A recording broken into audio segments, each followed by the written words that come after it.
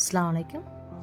இன்றைக்கி வந்து லைனிங் ப்ளவுஸில் பேக் போர்ஷன் எப்படி தைக்க போகிறோங்கிறத பற்றி பார்க்கலாம். நம்ம ஆல்ரெடி நெக்கில் ட்ரா பண்ணியிருந்தோம் இல்லையா, அதை மேலேயே நீங்கள் இன்னும் கொஞ்சம் அழுத்தமாக நீங்கள் அதை ட்ரா பண்ணிட்டீங்கன்னா பேக் சைட்லேயும் நம்மளுக்கு லைட்டாக அந்த அச்சு தெரியும். அது மேலேயே நீங்கள் ட்ரா பண்ணிடுங்க, ஓகேவா? அப்போ தான் நம்மளுக்கு கொஞ்சம் ஸ்டிச் பண்ணுறதுக்கு டார்க்காக தெரியும். அதுக்காக தான் உங்களை மேலே டார்க்காக உங்களை லைன் கொடுக்க சொல்லியிருக்கேன். இப்போ இதில் லைனிங் வந்து எக்ஸ்ட்ரா இருக்குதுங்கிறதுனால இப்போ இதிலேருந்து ஒரு பீஸ் கட் பண்ணுறேன். இது எதுக்குன்னா நெக்குக்கு வந்து ஸ்டிஃபாக இருக்கிறதுக்காக, கொஞ்சம் திக்காக தெரிகிறதுக்காக ஒரு கிளாத் உள்ளே வச்சு நம்ம ஸ்டிச் பண்ணுவோம். அதுக்காக தான் லைனிங்கில் எக்ஸ்ட்ரா இருந்தால் இதில் கட் பண்ணி எடுத்துக்கோங்க. அப்படி இல்லைன்னா நம்ம வேறு எந்த துணியாவது பழைய ஏதாவது ஒரு துணி உங்கள்ட்ட பீஸ் இருந்துச்சுன்னா அதை உள்ளே ஸ்டிச் பண்ணுறதுக்கு வச்சுக்கலாம். லைனிங் பத்தலைன்னா வேறு வச்சுக்கலாம், ஓகேங்களா? இப்போ பாருங்கள், நம்ம மெயின் கிளாத்தை எது வந்து உங்களுக்கு கரெக்டான இதுவோ, எந்த மெயின் இது நல்ல பக்கமோ அதை வந்து நம்ம பார்த்த மாதிரி மேலே வச்சுக்கோங்க. அதுக்கு மேலே லைனிங்கை வச்சுக்கோங்க, ஓகேவா? அடுத்தது கட் பண்ணோம் பாருங்கள், அந்த பீஸை கீழே லாஸ்ட்டில் வச்சுருங்க. வச்சுட்டு உங்களுக்கு பிகினர்ஸாக நீங்கள் இருக்கிறதுனால நீங்கள் 3 கிளாத்தை வச்சு ஸ்டிச் பண்ண சிரமமாக இருக்கும். அதுக்காக தான் உங்களை இப்படி பின் பண்ண சொல்கிறேன். பின் பண்ணிட்டதுக்கப்புறமா இப்போ பாருங்கள் 3 கிளாத் இருக்கு இல்லையா, அந்த 3 கிளாத்தையும் சேர்த்த மாதிரி இப்போ நம்ம நெக்கு ட்ரா பண்ணியிருந்தோம் பாருங்கள், அந்த ட்ராலையே கரெக்டாக நீங்கள் ஸ்டிச் பண்ணுங்க, ஓகேங்களா? இப்படி நீங்கள் நீட்டாக அழகாக அந்த ட்ரா பண்ணதுலேயே ஸ்டிச் பண்ணிட்டதுக்கப்புறமா அந்த பின்னெல்லாம் எடுத்துருங்க. எடுத்துட்டு ஸ்டிச் பண்ணதை ரொம்ப ஒட்டி கட் பண்ணாமல் ஒரு 1/2 இன்ச்சு கேப் விட்டு கட் பண்ணுங்க. ஸ்டிச்சிங்கில் பற்றக்கூடாது, சிசர் வந்து ஸ்டிச்சிங் சைடில் பற்றக்கூடாது. 1/2 இன்ச்சு விட்டு கட் பண்ணிவிட்டு அந்த கட் பண்ண கிளாத்தை வச்சுருங்க, அடுத்து யூஸ் ஆகும்.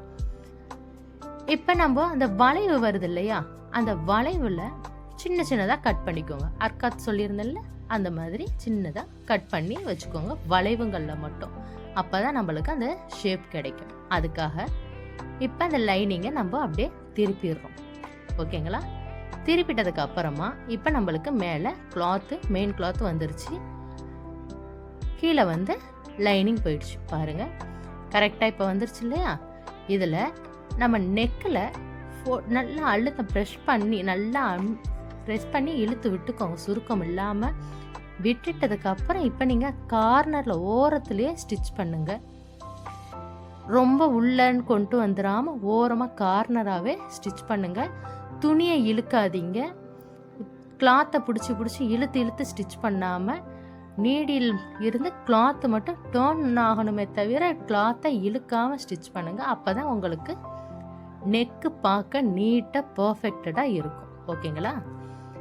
அடுத்தது இப்போ இந்த ஓரத்தில் இந்த லைனிங் கிளாத் இருக்கு இல்லையா, அதையும் மெயின் கிளாத்தையும் சேர்த்து ஜாயின் பண்ணணும். அதுக்காக கார்னராக எட்ஜாக ஓரமாகவே நீங்கள் லைனிங்கையும் அதையும் சேர்த்து இப்போ நீங்கள் ஸ்டிச் பண்ணுங்கள்.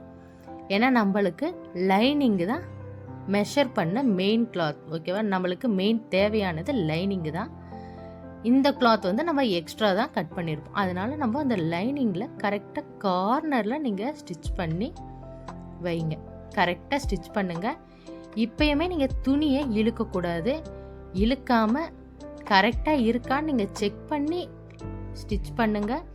அதுக்காக துணியை இழுத்து பண்ணிங்கன்னா உங்களுக்கு வந்து துணி வந்து இழுத்து பார்க்குறப்போ உங்களுக்கு பார்க்க பர்ஃபெக்டடாக நல்லா இருக்காது, பார்க்க அழகாக தெரியாது. அதுக்காக தான் துணியை இழுக்காமல் கரெக்டாக நீங்கள் கரெக்டாக இருக்கான்னு செக் பண்ணி பார்த்து பொறுமையாகவே நீங்கள் ஸ்டிச் பண்ணலாம். ரொம்ப ஸ்பீடாக பண்ணணும்னு தேவையில்லை. ஸ்டார்டிங்கில் நீங்கள் ஸ்லோவாக பண்ணி ப்ராக்டிக்ஸ் எடுங்க, அப்புறம் போக போக உங்களுக்கு அந்த ஸ்பீடு கிடச்சிடும். ஓகே, நம்ம இப்போ வந்து சுற்றி ஸ்டிச் பண்ணியாச்சு.